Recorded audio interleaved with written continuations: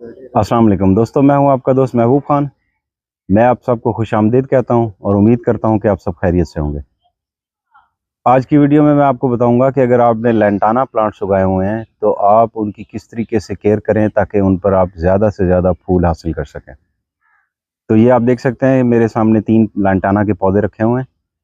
ये white colour का है जो कि इस सीज़न में अभी तक इसने मुझे 2 दफ़ा फ्लावरिंग की है। ये सेंटर में रेड कलर का है, इसके 4 दफ़ा फ्लावरिंग हो चुकी हुई है। और राइट साइड पे मेरे येलो कलर का लैंटाना प्लांट है और इस पर भी हम 4 दफ़ा फूल ले चुके हुए हैं। तो अब होता क्या है कि आप इनको ग्रो करने देते हैं, फूल लगते हैं, आपको अच्छे भी लगते हैं, लेकिन आप छोटी-छोटी सी मिस्टेक्स करते हैं जिसकी वजह से आप ज़्यादा फूल नहीं हासिल कर पाते। तो मैं आज आपको बताऊँगा कि आप इन पर ज़्यादा फूल किस तरीके से हासिल कर सकते हैं। तो नाज़रीन, ये आप देख सकते हैं कि ये अभी ये फूल ख़त्म हुए हैं, इसके फूल लग के अब ये ख़त्म हो चुके हुए हैं, ठीक है? कुछ खुश्क हो गए हैं, इनको मैं झाड़ता हूँ तो झड़ रहे हैं। तो क्या होता है कि किसी भी पौधे की जो एनर्जी होती है जब वो फूल उठाता है या उसको जब फल लगता है, तो उसकी सबसे ज़्यादा एनर्जी उस वक़्त लगती है। तो ये चूँकि फूलों वाले पौधे हैं, तो फूल लगते हैं तो इनको बहुत ज़्यादा एनर्जी की ज़रूरत होती है। ना सिर्फ एनर्जी की ज़रूरत होती है, तो ये फूलों के बाद फिर आप ये देखें कि इन्हीं फूलों से फिर इसका बीज बनना होता है। तो वो जब बीज बनता है, ये अगर आप देख सकें या यहाँ पर आप देखें, तो ये बेसिकली फूल ख़त्म होने के बाद अब ये उसका बीज बनने का प्रोसेस स्टार्ट हो गया।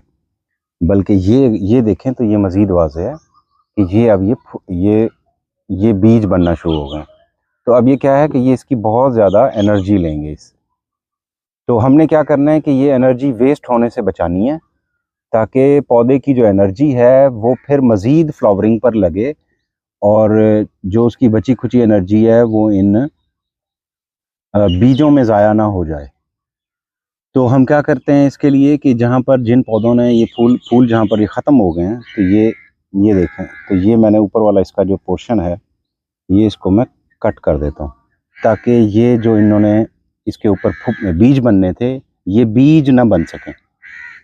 फिर दूसरा ये होता है कि कुछ बीज बाज़ दफ़ा या कुछ पुराने शगुफ़े रह जाते हैं इसके अंदर।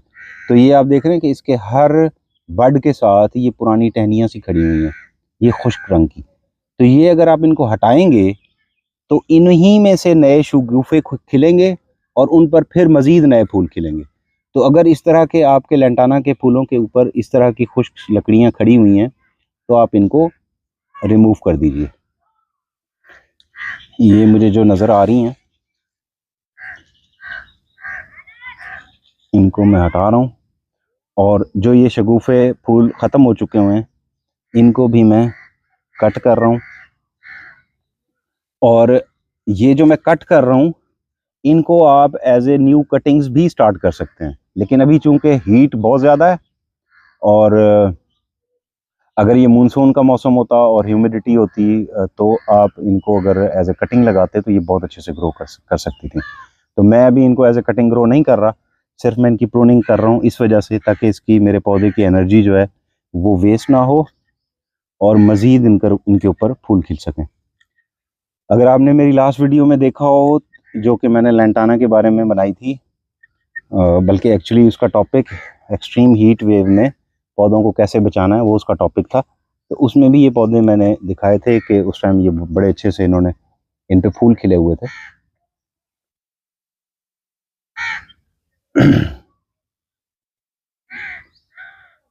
तो ये देखें, ये जो पुरानी इसकी ये बड्स में ये पुरानी टहनियाँ सूखी हुई हैं, जो वो मैं उनको भी हटा रहा हूँ और ऊपर जो जो फूल ज़ाया ख़त्म हो चुके हुए थे, उनको भी मैंने काट के ज़ाया कर दिया है, ताकि वो जो बीज बनने का अमल है वो वहीं रुक जाए।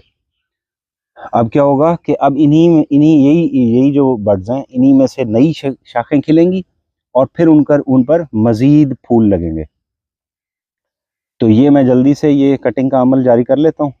ये हम आपको फास्ट फॉरवर्ड करके दिखाते हैं और फिर मैं आपको बताऊँगा कि इसके बाद हम इसको क्या खाद कौन सी देनी है हमने, ताकि ये फिर मज़ीद अच्छे से ग्रो करके ज़्यादा अच्छे से फूलों से भर जाए।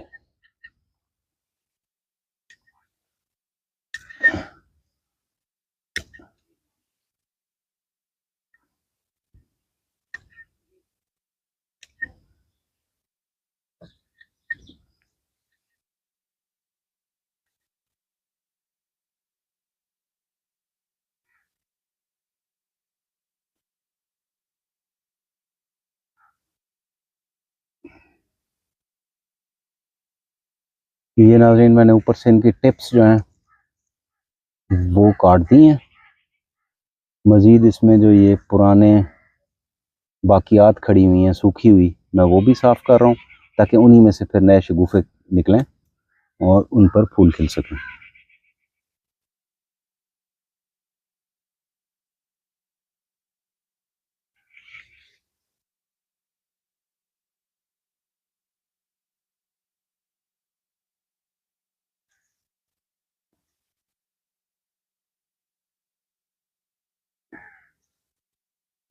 जी, तो दोस्तों ये आप देख सकते हैं मैंने अच्छे से इसकी शाख तराशी कर दी है। अब एक काम रह गया है कि हमने इसके अंदर खाद डालनी है और मैं बताऊंगा कि आपको आप इसके अंदर कौन सी खाद और किस तरीके से डालेंगे तो इसका आपको बेहतर रिजल्ट मिलेगा।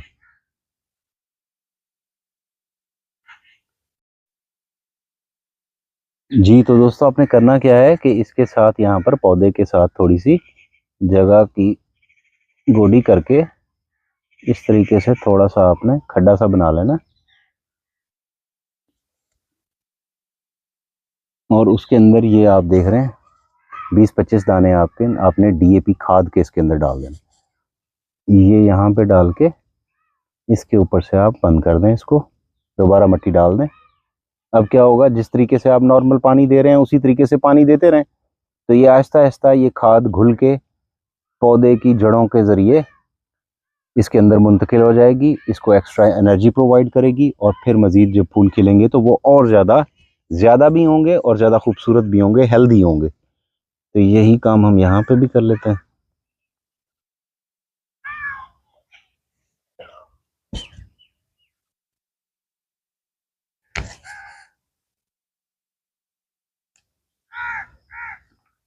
हम नॉर्मली अपने यानी बाग में यहाँ पर पौधों पर खाद स्प्रे का इस्तेमाल बिल्कुल नहीं करते, लेकिन ये चूंकि फूलों वाले पौधे हैं तो इस पे तो इसका तो मकसद ही यही है कि ज़्यादा से ज़्यादा फूल हासिल किए जाएं। तो इसके लिए वाहिद एक इसकी एप्लीकेशन है जहाँ पे हम खाद डालते हैं और ये खाद भी आपको 15 दिन के लिए इनफ है।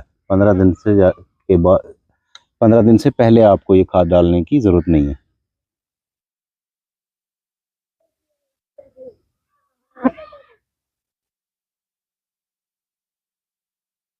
जी, तो दोस्तों इसके बाद आप पानी लगा दें पौधों को।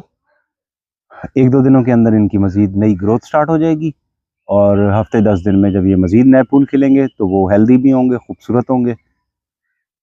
उम्मीद करता हूँ कि आपको ये वीडियो पसंद आई होगी। अगर पसंद आई है तो लाइक करें, शेयर करें, कमेंट करें और अगर आपके मज़ीद कुछ सवाल आते हैं तो वो भी हमें कमेंट करके बताएं ताकि हम आपको मज़ीद इस तरह की अच्छी वीडियोस बना के आपके साथ शेयर कर सकें। अपना ख्याल रखिएगा। अल्लाह आपका हामी नासिर हो।